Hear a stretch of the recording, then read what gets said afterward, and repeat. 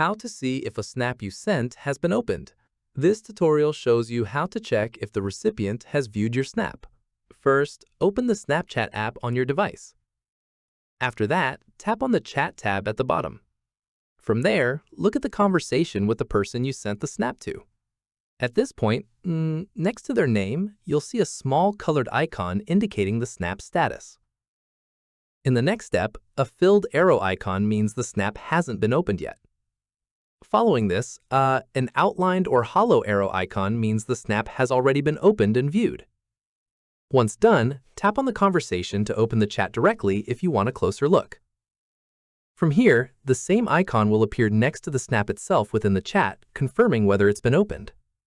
At this stage, keep in mind the icon color also differs slightly depending on whether it was a photo or video snap.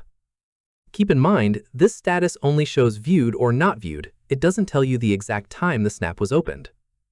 Finally, exit back to your chat tab once you've confirmed the snap status. And that's it. If this guide helped you see if a snap you sent has been opened, give it a like, subscribe for more Android tutorials, and tap the bell icon for updates. See you in the next one.